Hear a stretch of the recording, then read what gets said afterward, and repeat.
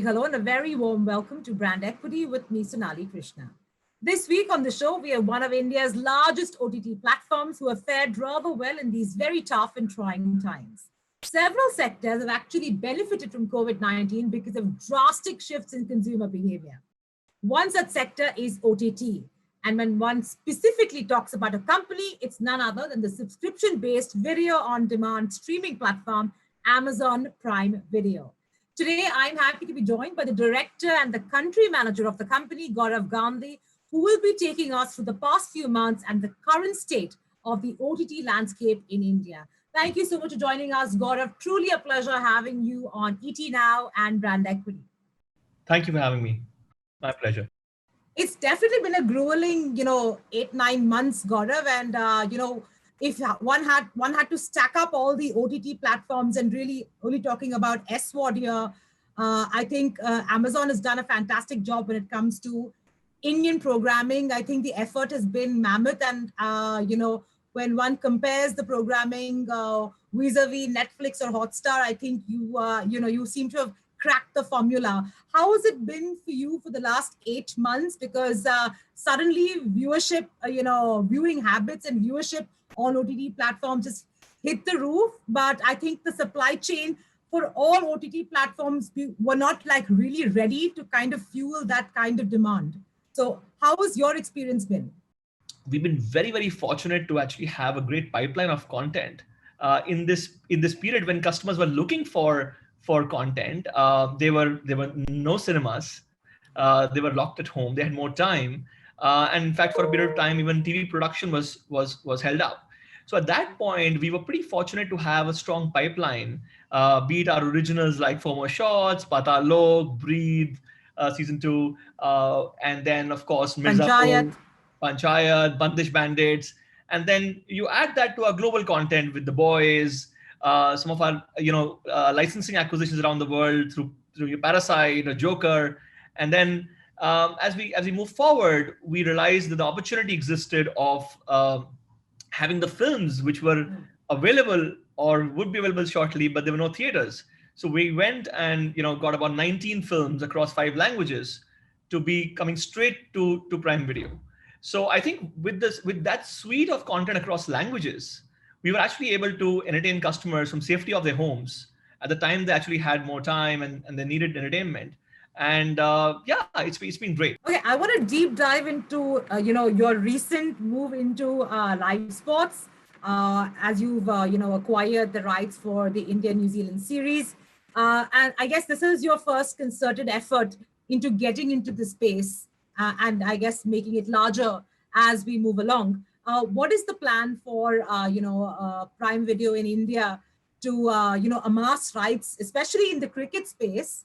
And what kind of repertoire of sporting rights are you looking at?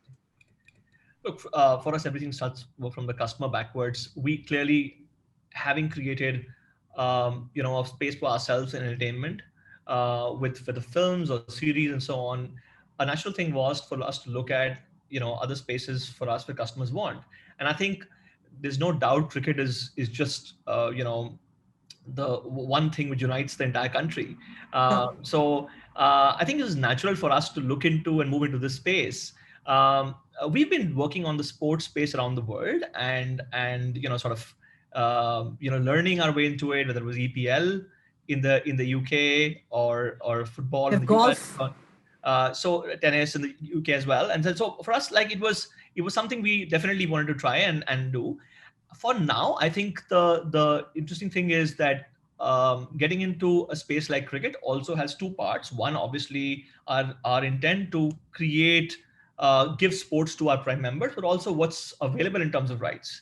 And New Zealand is one of those interesting opportunities where a very strong team, both in the one days and the test matches, and the time zones work really well. And we thought this opportunity, which is a multi-year opportunity where India team will visit twice, gives our customers a chance to watch their favorite sport on Prime Video. So while I can't say what the plan going forward is, I think what we can say for now is that moving into the space was quite natural for us, to expand the content portfolio that we give to our customers. Right. Which brings me to my next question. See, unlike, let's say, a Netflix or a Hotstar, Amazon is a unique bundled service. So my question is, how would you, for instance, Netflix is a pure play OTT platform. You're also a pure play OTT platform, but along with a bundle of other services. What would your yardstick of success be? Would it be, the content success, or would it be how well has that piece of content translated into more prime users per se? What would your yardstick of success be? It's a great question. I think as a streaming service where is entertaining millions and millions of customers, the first success is, are we able to deliver to the promise of the service that we are?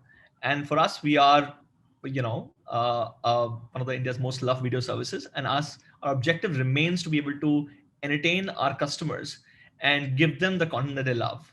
And in India, particularly because you program for the many Indias, as we call it, Yeah. it's not just about saying, hey, we are here, we are local. For me, it's important to create a service that is loved by Indians right across and go deep. I mentioned to you about 4,300 towns and cities and more. That's a substantial number if you look at how deep pay service already goes. So a yardstick is a multifold. It's about how we can entertain a large part of the country, eventually the entire country, and be local for them, but be able to give the best of entertainment from India and around the world in across languages. Our yardstick also is to be able to give them quality of content they haven't experienced before, and therefore get them into this new form of content. When we talked about the movies in the earlier part. Now, interesting stat for you is that for the biggest films you see in theaters, not more than 1% or 2% people would have actually watched them in theaters, because movies would typically be out in a few weeks and so on. Most movies would be watched by a decimal percentage point of people in the theaters. Now, if you're a creator, you're creating all of this content, you really want it to be available to your customers soon, and available as widely as possible. One of our yardstick also is, how can we work with our creators to get this content to our customers, not just in India, but around the world. An interesting stat again for you would be that the films we just bought for license for during the COVID period for straight to streaming, these films were watched around the world in a few weeks in 180 countries. Now, if you look at Indian films around the world, typically would get released in about like handful of countries. Yeah. So that's another thing from our point of view. How can we create audiences for content for our creators around the world? Another interesting element would be about the fact that people talk about the fact we are a very local service. We have a lot of content on languages. We actually, for our local language content, Tamil, Telugu, Malayalam, Kannada, the films we just put out right now straight to streaming, 50% of the audience actually came from outside the home state. Now, if you look at that, what we've done really is expanded discovery of content. Typically, you would not have these releases nationally in a big way. You wouldn't have customers from the rest of the country watching it. So I think there are multiple yardsticks we work with, including expanding the base of customers, making sure we remain the most loved service, giving them a wide variety of content, and then creating fandom and love. So it's a whole bunch of things that you look at, but we definitely work from a metric of making sure we are first loved as a video service. When you talk about your programming strategy, direct to digital in terms of Amazon original movies is something you have so far excluded from your content strategy. Is that deliberate, or is that something you are looking to focus on now that you seem to have done very well in the series format, and you seem to have cracked the formula there? I think going back to the need gap and the white spaces, we've been very fortunate to have worked with creators, producers, and partners who work with us to license these films to us over the last few years. Changing models. We actually got a model of movies coming in between 4 to 8 weeks of the theatrical release, and therefore creating that early window opportunity for our customers. And now with direct to digital films, so far, if you look at it from our repertoire point of view, we were able to get access to great films across languages. So it's not a question for us to necessarily go into a space for creation. If we were getting access, we were very happy with it. That being said, we continue to experiment and stay alive to opportunities, which may happen in this space. And I think we've just done a very interesting film during lockdown in Tamil, where we Pudam Putta Kalai, where we actually had 5 short stories shot in lockdown as an Amazon original film.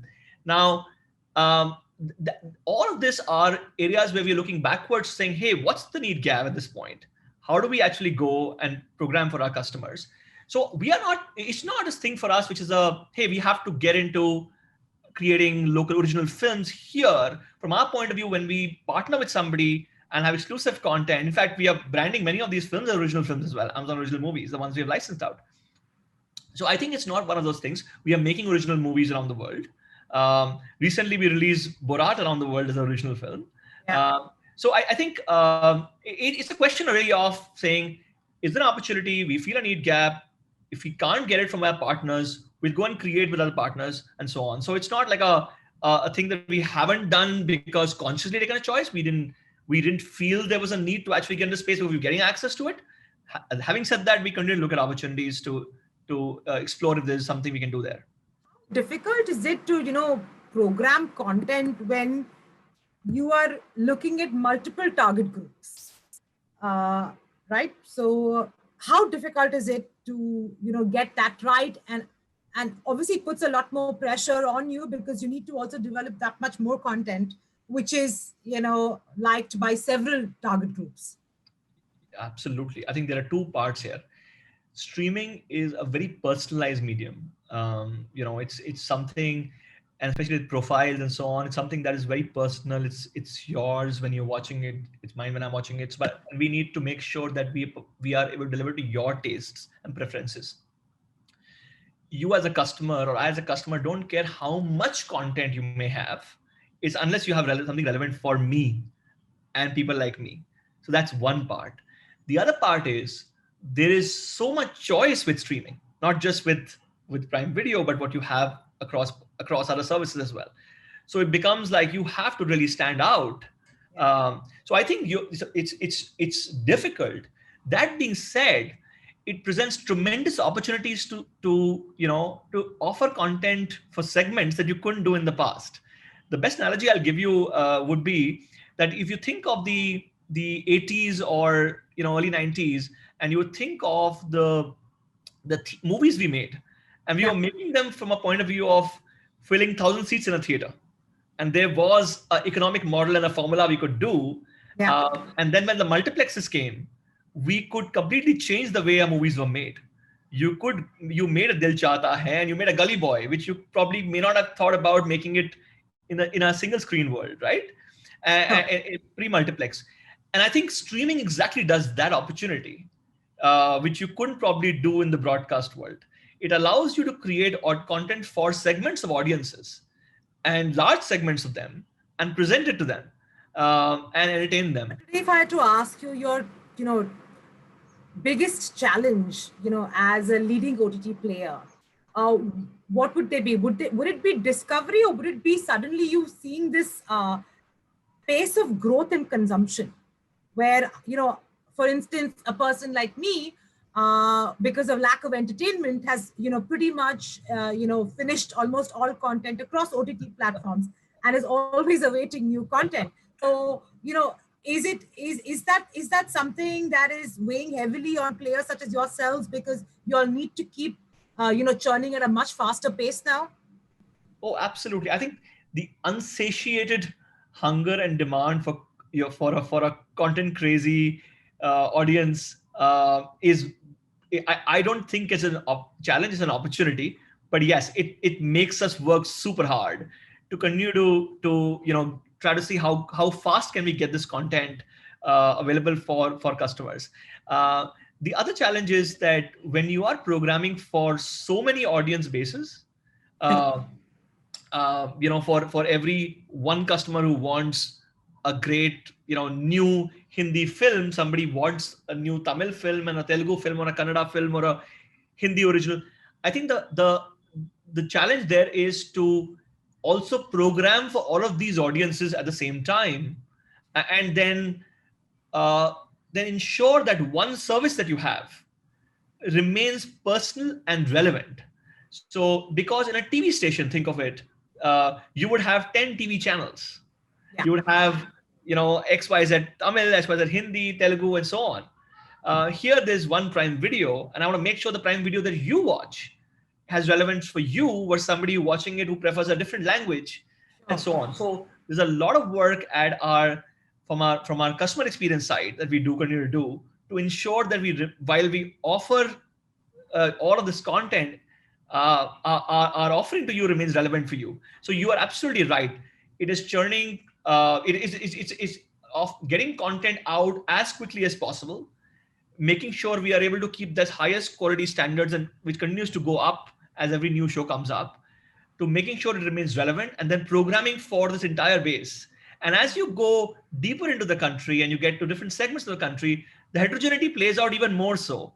Yeah. Tastes change, preferences change, but once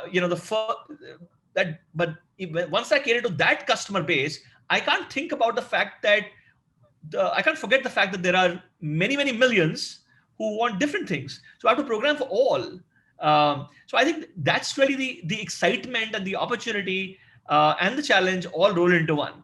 But it's very early days in this business for streaming, and there's so much more to do. So, over the last few months, you've managed to land a lot of big ticket films simply because, the films were not available for release in theaters because of, COVID-19 and the ongoing pandemic. Uh, Going forward, we assume some of them will be released, in the theaters, but we don't know how many of us will actually go and watch it in a theater. Do you think it's going to drive up the acquisition rate, of acquiring a film for OTT, given that, players such as yourselves and others who have deep pockets and are looking to build your core audience will go in for a bidding war? I think if you go pre-pandemic period, where we were actually working with all of the partners to get these films 4 to 8 weeks before after theatrical, and our customers were watching that and loving the movies. We tapped into the opportunity, and more serving the need of the customer at the point where they needed the content to get this newer model, so to say, of direct to digital or direct to streaming going. At that time, uh, the creators as well were they I would say, not say doubts. I think they had many unanswered questions when they got into this. We had a lot of partners who were very, very forthcoming and so to say, willing to do this disruptive move. But they had many questions about, hey, how deep can you take my content? Hey, will customers receive it well? Can we actually make as much excitement about these movies and movies like we do for your shows and so on? One of the interesting things which happened is that with all of these films, starting with Gulabo Sitabo, and Shakundla, and moving on to across regional, and we just launched Shalang today, now, and Surare Potru recently, and we're going to have Kuli #1 coming up. All of this has led to the fact that customers are now expecting this high quality, big films on streaming and are receiving it that way and are watching it from comfort of the home. But as importantly, the creators are taking note that this is an option available to them. Now, we don't, definitely cinemas have their place. And we, like I said to you, in other context, India is more an and market and not an or market. We will definitely, we believe there's a place for cinemas and they will continue to be there, and movies will come on theaters, and we will follow our model that we did earlier of getting movies after theater. But we also believe there will be a certain set of creators and films who will want to take this approach of going straight to streaming. And they are far more confident now, having seen success across languages, and not just even in stars, when when they've actually seen the fandom of theirs, loving the fact that they're able to engage with the audiences online in this manner, that they are confident to do this. So I actually believe both the models will continue, and customers will ultimately make a choice of what kind of films they want to go out and have a different experience on versus this, and creators will continue to experiment this. But one thing is for sure, habits are changing very quickly, and creators and customers are both getting used to this new theater at home, in this manner. So yeah, we're very excited about the opportunity it brings, but I think there's a place for both. On that note, thank you so much, Gaurav. Thank you for your time, and thank you, for sharing such insights. Here's more power to Prime Video and many others who are trying to, break the mold and deliver better quality content. Hopefully, as a nation, through you and many others, we will get, a variety of content delivered to us, which we have not tasted before. Thank you so much. Thank you for your time. Thank you for having me. Thanks a lot. Been a pleasure.